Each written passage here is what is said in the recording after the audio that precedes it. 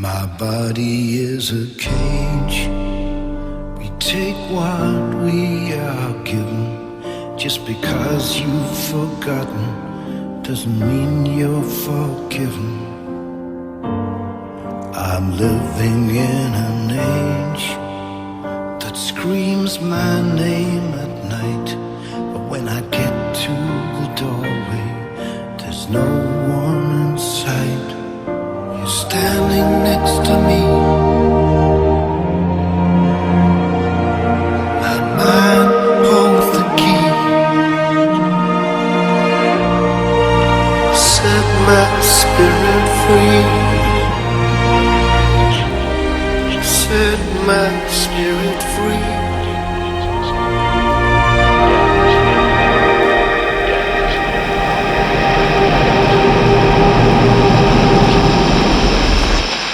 Death is little more. I still see you when I close my eyes. I can even help me when you're not living. I'm something's never changed. All of this time, still can see the pace.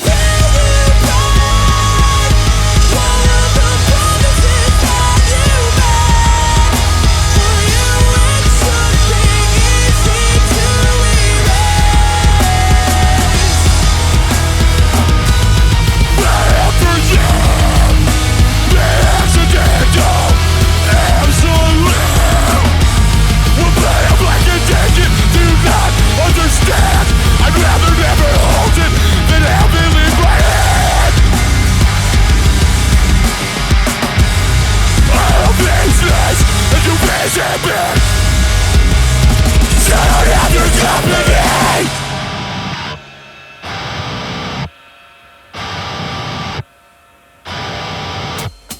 Every life lived 1,000 times still isn't goodbye. All the fucking years at rest. Fuck.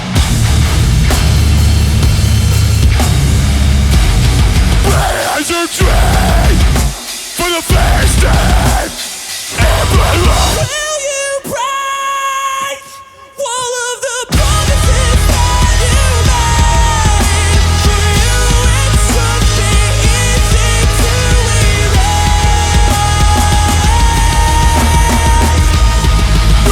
For you, the accidental, absolute. How much broken until I feel better. Those days are wasting me too much. Because I could sleep at night.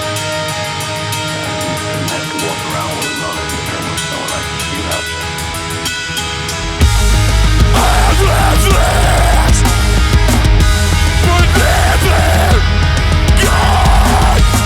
The things that we will say and the things that we will be, they can look at me.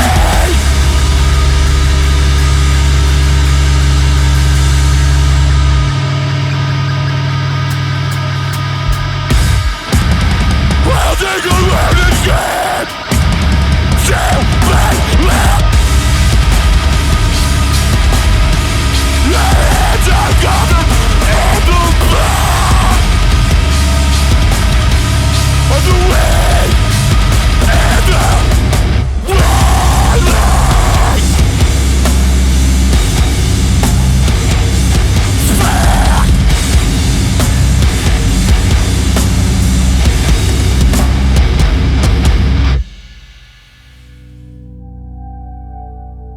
I feel like a lot of what made this release so much more special to us, and maybe to other people who have been following the band for a little while, is that it brought so many new people in that, like, you know, there was so many comments we saw online when we were rolling this record out saying like, oh, you know, I never gave this band a chance before. Like I tried listening to, you know, past releases and such and just couldn't get into it. But this is like my favorite release of this year so far. You know, I've seen stuff like that. And I feel like that, like the people who have been with us see that and are happy that like this whole thing that we have built together, fans and band, has grown to this bigger thing now. It feels good that, you know, I think we did something a little bit stylistically different music-wise with this one than we did with past release. It's a little bit darker, but still has, you know, I guess mainstream elements to it. And I think, you know, I think it just came together unlike how either of our past 2 LPs did. I feel like this record just had a lot to prove, because we had done, you know, the way I've always phrased it is like, your first LP, you're proving you can write an LP. Your second LP, you're proving the first one wasn't just getting lucky. So the third one really feels like maybe the most important, and that's a pressure that I was definitely feeling, was this could make or break whether or not people stick around for the long haul. So it felt like we pulled out all the stops, just stylistically, musically, lyrically, performance-wise, from, you know, me vocally, Tim vocally, Nathan, everyone that performed on the record. A phrase I was using a lot is I was treating it as like the last Boundaries record. Not saying that it is, but that's just, I was going into it with the mindset of, if I never make another one, I don't want to feel like I left something on the table. So I wanted to use it all. Body is a Cage is off of a record from 2 years ago now, I guess, probably around 2 years, Burying Brightness. It's a song that sort of, you know, wasn't a single, so for it to be kind of like a must play for us is not something we expected, but we've probably had it in every set since we wrote it. On Burying Brightness, it has a sister song. It's kind of a two-parter. That song, out of that context, doesn't really have the full payoff, but it's attached to another song called It Was Built to Break, which is the full circle moment with, you know, Body is a Cage is about realizing all of those internal issues and how you've held them in, and It Was Built to Break is that more restorative moment of addressing them, you know, releasing them, letting them out, acknowledging them, and then sort of recuperating from it. So out of that context, it's really just an aggressive song about not liking yourself. But as far as how it works lyrically within the record, it's a much more positive feeling than perhaps just that song on its own. My body is a cage.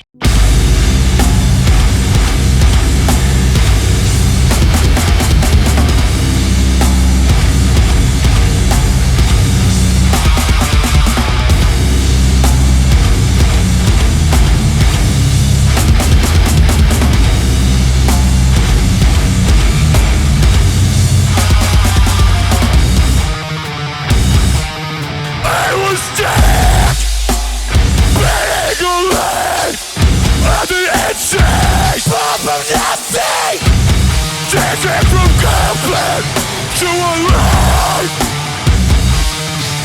where pain was waiting for me into a world of vanity. Discerning is always an atonement me.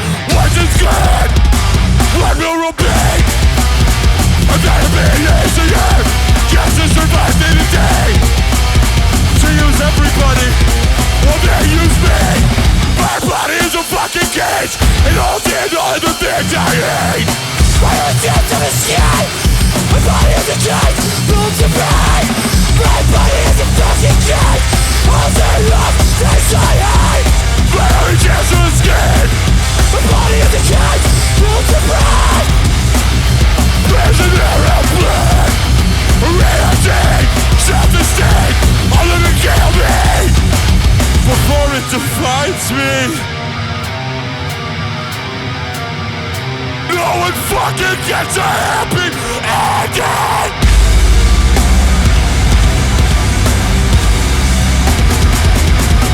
No one fucking gets a happy ending.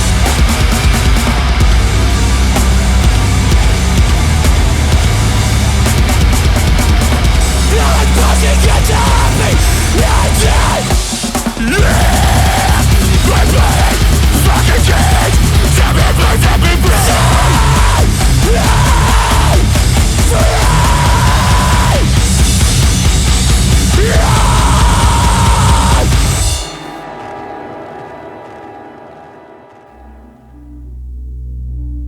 going into this record, I was starting to, it's something I've been vocal about, feel kind of trapped as far as, I didn't want to write a third record that's just about, I guess, me and my feelings.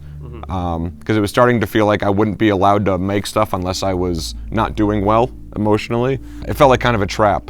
So I spent a lot of time talking to friends in other bands that write a similar style of like super emotive music, to be like, hey, you're on LP 5. You know, how exhausting is it just being like this vulnerable open wound on every record? I didn't get the answer I wanted, which was that it's not exhausting at all, it's not tiring, and it's actually really rewarding. But you know, the fact of the matter is, when you're 5 or 6 LPs deep and you still have to kind of be, you know, exposing all of like your own personal traumatic moments because that's what people connect to. I don't know, it started to feel like a little sideshowy. It started to feel like a little zoo animal-y. You know, less about like connection and more just like look at me, and I didn't really like that feeling. You know, first LP, I think I was kind of figuring it out. Second LP, I wrote a lot more about just like specific people in my life, family members, people that have passed away mostly. That's really the overarching concept of Bearing Brightness.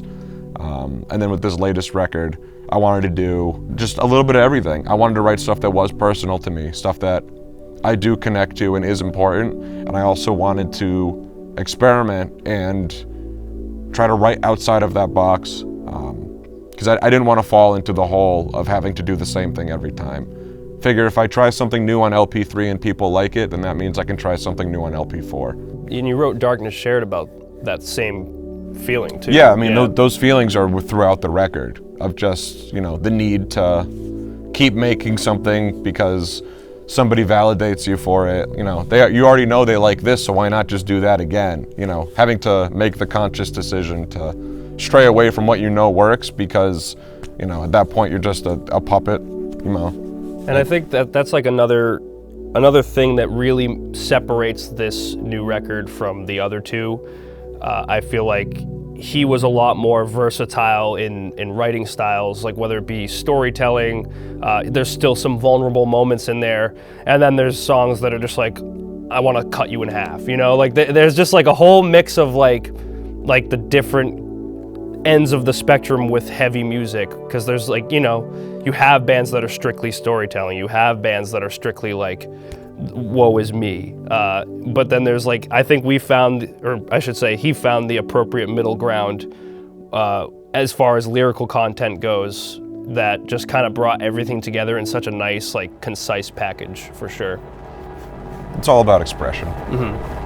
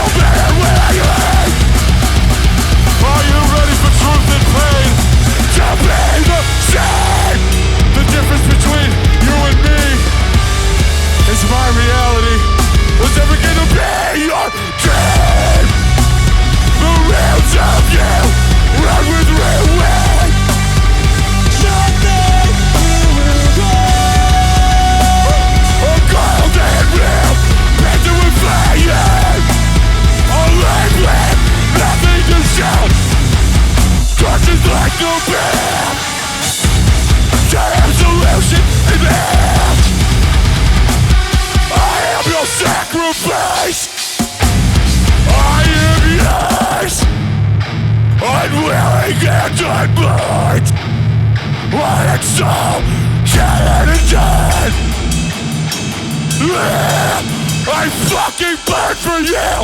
Choking down the flames of regret! Fucking blast up the sky!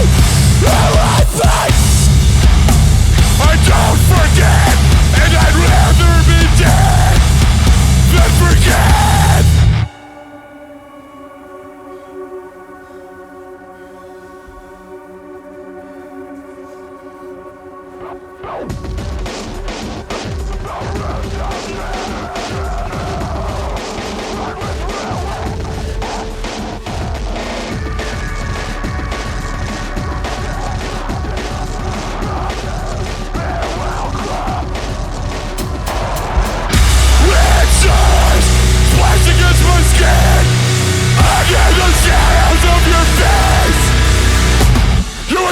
to save me.